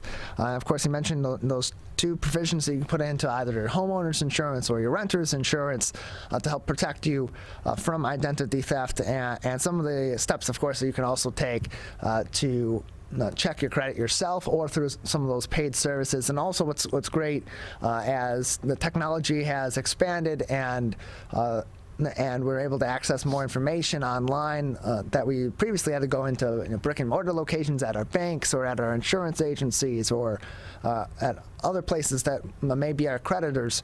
We're able to do a lot of that online too, and even the credit bureaus will have ability for you to make a login on their websites and log your information in, create an account, and put alerts so that if there are changes such as a credit inquiry or a opening of a new account, that you're able to put those alerts on those with those credit bureaus to alert you as well by email or by phone or by multiple different outlets, so that at the very least you have that information coming to you and know when there are changes. You can check them and either make sure, okay, I applied for a loan for buying a new car, or I applied to rent an apartment and that inquiry has popped up on my Experian credit file. Now I'm getting an email from Experian about a credit inquiry instead. You can check that and say, okay, that's good, that was me, versus American Express has popped up on there. I've never applied for credit with them. That's a concern. Now I need to go take action on that. So there's a lot of other steps that you can take as well. And so you mentioned a couple of those protections from the insurance side of things that are starting to become more commonplace in insurance policies, particularly homeowners and renters insurance. What are some of the rules if someone does lose money from a financial institution because of their identity being stolen? Can those monies be reimbursed, and kind of what is the common process and result of taking those actions to reverse the criminal actions that have been taken using your identity? Another great question. So if you do find yourself a victim of, somebody stealing your financial information, the first thing you want to do is call and file what's called a fraud alert on each of your credit cards, all of your checking accounts, anything that involves finances. You want to file a fraud alert. That way they're on notice. They put a little flag on your account that can help you stay in the loop with them if they have any new inquiries and things like that. A lot of people may not realize this, but credit cards, not all of them, but a lot of them, as a benefit to their customers, will actually cover you if you have fraudulent charges placed on your card. I've actually experienced this myself.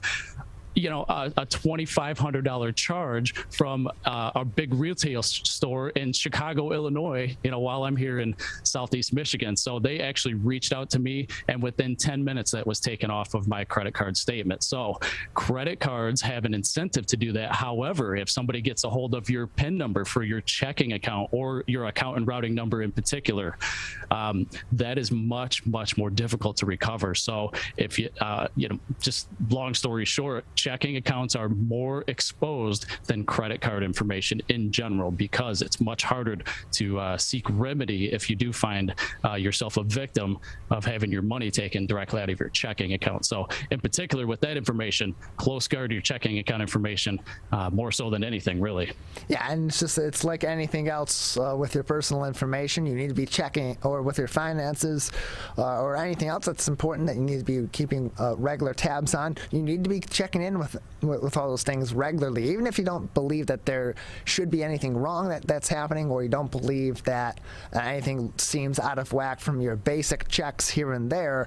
You want to check in just to make sure and really go into detail with your bank account, especially your checking account, because of the more minimal protections that are in place for recovery if you are to become a victim of theft of some kind, and your credit file as well. We're joined by Chris Hall, a certified insurance counselor with the Kleinschmidt Agency, which is a division of Meadowbrook Insurance Agency, joining us on the Megacast. Anything else at this time that our audience should be keeping in mind as we are here in National Identity Theft Awareness Week about cybercrime or identity theft, prevention tactics or mitigation tactics that they should be keeping in mind going forward? I'll just reiterate what I said from the start. Being proactive about it is so much easier than falling victim to it. So freeze your credit if you're not using it. By the way, you can unfreeze your credit anytime as well. So if you plan to apply for a loan, you can unfreeze and freeze it again. So that's one tactic that you can be proactive about. Also, make sure, again, really everything we talked about in this conversation is crucial. Have strong passwords. Don't use the same passwords over and over again. And if you find yourself a victim, proactively reach out to all your banks and financial institutions and ask what they can do to help you prevent the breach from getting even worse. Well, Chris, we thank you very much for joining us and giving us all these helpful tips as we are here in the middle of National Identity Theft Awareness Week. Thank you. You're very welcome. If you are struggling to afford your internet bills during the pandemic, there's a temporary government program that may be able to help. It's called the Emergency Broadband Benefit, and it provides up to a $50 monthly discount on your broadband bill to qualifying households. Find more information about the program, including if you qualify and how to enroll, at fcc.gov/broadbandbenefit or call toll-free at 833-511-0311. A public service announcement from 89.3 Lakes FM. Whether you're the city, the county, or the Huron River Watershed Council, we work together to protect water resources for everyone. Most of the pollution entering our rivers is carried by rainwater that runs off roads, parking lots, and rooftops. A rain garden helps catch stormwater runoff. Rain gardens and their plants help dirty runoff soak into the ground. You can do your part to help keep our water clean. Learn about rain gardens and native plants. So consider a rain garden in your home landscaping. Catch the runoff with a rain garden. There's one water, and it's ours to protect. I couldn't breathe at all. There was lots of talk about putting me on a ventilator. I thought I was gonna die. I was 39 weeks pregnant and had a scheduled C-section. During that time, I got COVID and was hospitalized for a month. I had a blood clot in my lungs. It caused me to go into right-sided heart failure. I was really scared.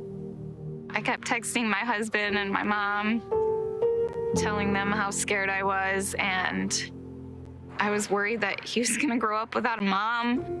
And then I was worried if, when I did get home, that he wouldn't know who I was. Being 27 and a mom and a wife and having that all almost taken away from me. It's scary, and if a vaccine can prevent that from happening, why not? Get your vaccine. I don't want this to happen to anybody else. A message from the staff of Michigan's Crime Victim Compensation Program. Anyone can be a victim of crime and suffer lasting trauma, physically, emotionally, and financially. But you are not alone. If you're struggling financially due to a crime, we're here for you. Find out if you qualify for crime victim compensation. Call 877-251-7373 or visit michigan.gov/crime-victim. A message from the Michigan Department of Health and Human Services, Division of Victim Services.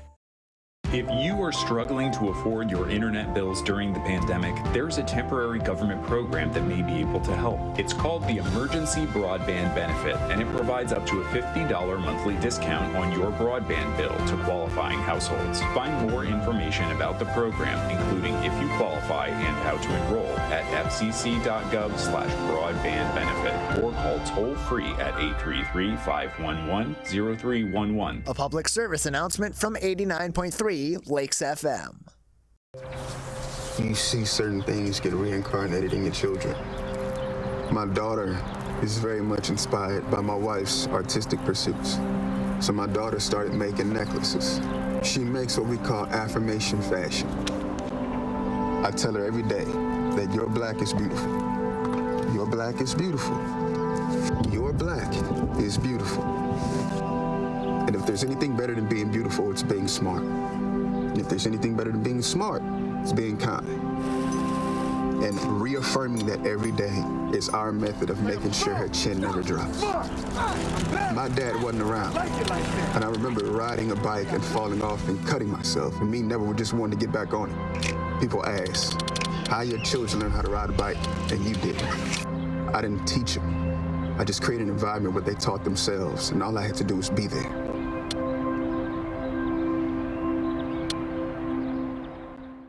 Whether you're the city, the county, or the Huron River Watershed Council. As partners, working together to protect our water resources, we agree. Pet waste is a source of harmful bacteria in the Huron River. When it's left on the ground, it can wash into the storm drains. These lead directly to our streams. No filters, no treatment. Here's one thing we know that can help keep our water clean. Pick up pet waste and trash it. Pick up pet waste and trash it. So pick up pet waste and trash it.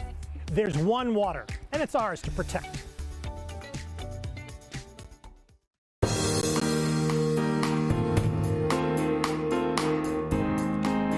Welcome back to the Michigan Megacast. I'm Tyler Keefe here in our studios in West Bloomfield Township. Although we broadcast all throughout the state of Michigan on a number of different outlets. You can find all of those outlets and more information about our show by visiting our website on civiccentertv.com/megacast, where you'll also find all of our full shows and each individual interview on demand. civiccentertv.com/megacast. Joining us now is Sarah Rood, the Development Director for Friends for Animals of Metro Detroit, a Share Detroit-supported charity and nonprofit, with us on the Megacast. Sarah, thank you for being with us today. Thank you so much for having me. It's great to join you guys virtually. Good to have you with us as well. So tell us first about Friends for Animals of Metro Detroit. What does your organization do, and what services does it provide to our local area? Right. So we are Friends for Animals of Metro Detroit. We're also known as the Dearborn Animal Shelter. So we are an animal shelter located in Dearborn, and we have our adoption center and our intake center. So we provide community animal services for the city of Dearborn. We have been with them. So we are a 501c3, but we also have a contract with the city of Dearborn. So we have been with them since 1996. And we actually changed our name in 2016 from Friends for the Dearborn Animal Shelter to Friends for Animals of Metro Detroit to incorporate our wider reach. So we take in animals from the city of Dearborn and contract with the city. So any strays or owner surrenders if people can no longer care for their animals. And then we do have our adoption center here where people can come to find their new family members.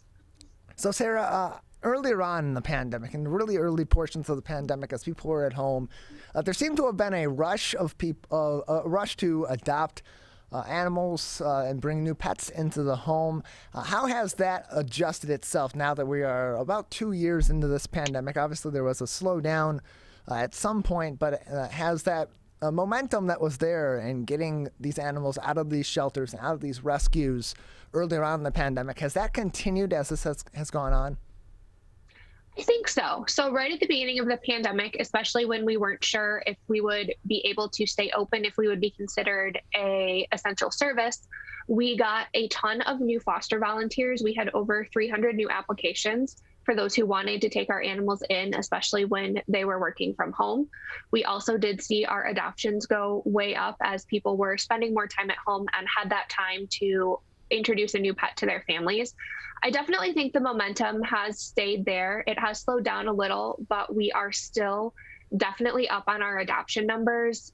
For January this month, we were over double what we had done January the past 2 years. So I think that's definitely still there. I think people are realizing that, you know, they can integrate a new friend into their home, even if they may not be working at home every day. I think a lot of people still have some days a week and feel like it's a good time to add a new animal to their family, which we are more than happy to help them do.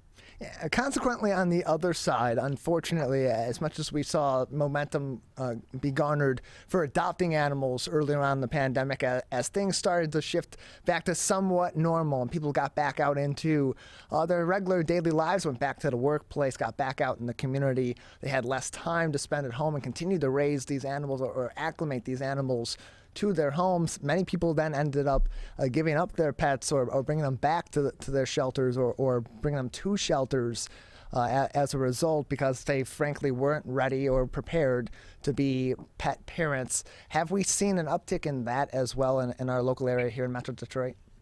We really haven't. Our numbers are about the same as they are every year. We are finding that a lot of these people that did adopt are being these animals' long-term home. We have had a couple returns, but it's it's not anything greater than we see in normal years. And it's usually, maybe not a good fit for the house, or with another pet they may have, or someone in the family may have health issues or allergies, but it's really not, anything different than we've seen in past years, which is great and is honestly a little surprising, but we're happy with it. So your organization has an adoption center, but also an education center. Can you talk about the education center side of things too, and some of those services that may be provided for animals in our local area, or even for pet parents, and advice that they may be able to get or resources through your organization? Sure. So we do pride ourselves on having not only our adoption center, but our education center as well. A big part of our mission is not only helping the animals, but also fostering the human-animal bond. So how people and their animals interact, and making sure our pet parents and pet owners and potential pet parents know how to deal with some issues that may come up with training, or just how to be a really good pet parent. So one of the things we have with younger kids is we have our Read to Rover program, where school-age kids can come in and read to a cat or dog. That helps them practice their reading with a non-judgmental audience. And then it gives the animal some one-on-one time with humans and some extra love. We also have a scout program where local Girl Scouts, Boy Scouts can come in, work towards their animal, either their animal welfare, animal safety, or animal care badges, and get some experience here. We do want to start with kids when they're young to teach them the compassion and what being a proper pet owner entails. We do have an upcoming event actually on March 6th. It is in partnership with other local animal organizations. That will be a free vaccine and microchip clinic for residents of Dearborn and Detroit. So this will let them bring in their animals, get them up to date on vaccines, and give them microchips. So if they were to become lost, we can trace them back to their owners. So we have programs like this, and they can always call and get some help. We have a list of trainers we recommend. We do force-free positive reinforcement training, and we want to be a good resource for anyone who may need help, may have some questions. A big part of our education center is we are also currently in our phase 2 of our capital campaign. So we are raising money, and we actually have a $400,000 match right now by our board chair, Mary Ann Wright, and her partner, Bob Sales, and one of our other board members, Julie Walker, and her partner, Jeremy Chapman. So a big part of our phase 2 is expanding our shelter to include more of these educational opportunities and really grow our education program so we can provide more to the city and, kids through school age adults, maybe those who have never owned a pet. So we can really help pets find great homes in the communities that they'll be able to stay in long term and be well taken care of. We're joined by Sarah Rood from the Friends for Animals of Metro Detroit, joining us on the Megacast. She is their development director. More information at metrodetroitanimals.org about all their programs and resources, including that free vaccine and microchip clinic happening on March 6th. Again, metrodetroitanimals.org. And so, Sarah, I want to give you some time to talk about your Valentine's Day appeal. Tell us about that and that campaign that you and your organization are undergoing as we head into the Valentine's Day holiday. Yeah, so we actually just launched our Valentine's Day appeal. I wish I had a copy. I do. So this is what it looks like. Let me see if we can. So we sent these out to our local donors, adopters, and those who have supported us in the past. We wanted to do something fun and cheery to, pick up some spirits, have a really cute photo, and encourage people to be our Valentine by donating to our Valentine's Day campaign. So this is for our operations fund. This is care for the animals, food, keeping our buildings running, everything that we need to make sure the animals that come in get all the love and care that they need until they find their forever families. So if you would like to donate to this campaign, you can visit our website at metrodetroitanimals.org, and there is a big spot on our homepage that will take you right to it. It'll tell you a little bit more about, our animals, our campaign, and We also will be sharing on our Facebook this weekend, which is Metro Detroit Animals. We have some very cute photos taken by some of our volunteer photographers of some of our adoptable animals in their Valentine's Day gear. So you can check that out if you're looking for a new pet or just want to see some of the animals we help when you are donating to our Valentine's Day appeal. Again, more information on all of that at metrodetroitanimals.org. We're joined by Sarah Rood, the Development Director at Friends for Animals of Metro Detroit on the Megacast. It is one of 276 Share Detroit supported charities and nonprofits. And on Share Detroit's website, if you go under there, find a nonprofit, search for Friends of Animals of Metro Detroit, you'll be able to learn more information, including how you can provide some items to them from their wish list to help support their programs and help support, of course, their rescue and their shelter over there in Dearborn as well, and how you can donate and volunteer your time also. So, Sarah, another couple minutes with you. At this time, what are the best ways that people in the community, if they want to help your organization, how can they best go about helping them? So there's a couple different ways. Obviously, if you're in the market for a new pet, we would love for you to come visit us and adopt your new best friend. You can also foster if you're not looking to adopt, but would like to have a furry friend for a short term, help them get out of the shelter or, overcome a medical issue. We also always accept donations. We have an Amazon wish list. We obviously take cash and those can be on our website. And we also have our volunteer program. We do have our youth program that starts with kids as young as 12. They partner with an adult, or we have our adult program. You can volunteer in shelter with animals. You can help with fundraising, or you can help with our events. Another big way is we have our upcoming Much Strut. We are looking for sponsors for that, our golf outing and our black tie gala later in the year. So if you own a business or would like to sponsor one of those events, we can do that as well. Well, Sarah, we thank you very much for joining us. Anything else about your organization that would be important for our audience to know or to be considering at this time before we let you go? Just if you are considering donating to us, you can check out our profile on Share Detroit or on Charity Navigator. We are a 4-star rated charity, so we have all our financial transparency there. And we have saved all of our treatable and adoptable animals for the past 23 years. So that is something we are really proud of. So we hope that you'll check us out. And even if you can't support financially or by fostering or adopting, check us out on Facebook, share our news, encourage others to check us out if they are looking for their new pet. You can also find Friends of Animals for Metro Detroit at multiple locations at their Animal Services and Administration building on Greenfield Road in Dearborn, as well as at the Marianne Wright Animal Adoption and Education Center. That is located on Reckinger Road in Dearborn as well. Sarah, thank you for joining us. Thank you so much for having me. More information about Friends for Animals of Metro Detroit on their website, metrodetroitanimals.org. And again, that free vaccine and microchip clinic through this organization will be happening on March 6th. More information on that at metrodetroitanimals.org. That is going to do it for today's edition of the Megacast. Big thank you to all of our guests for joining us on the show. Of course, Sarah Rood, the Development Director at Friends for Animals of Metro Detroit, for joining us on the show, as well as Chris Hall, Certified Insurance Counselor at the Klein-Schmidt Agency, for giving us some helpful tips on avoiding and mitigating identity theft in the digital age. Roz Keith, the founder of Stand With Trans, for joining us, and Erica Ganaka and David Ranke from the Farmington Players, where tonight they will premiere their production of Tokens of Affection. That will be running now through the end of February. Learn more information in that interview and by viewing that later on today on our website, civiccentertv.com/megacast. And thank you as well to author Matt Bell, whose book Appleseed can be found at mattbell.com/Appleseed. You can find all of our interviews from today's show, as well as more information on the Megacast, including our partnering stations, by visiting civiccentertv.com and clicking on our Megacast link. And click on our coronavirus link as well to learn more information from helpful links from the CDC, the MDHHS, and the Oakland County Health Division on COVID-19 as we continue through this pandemic.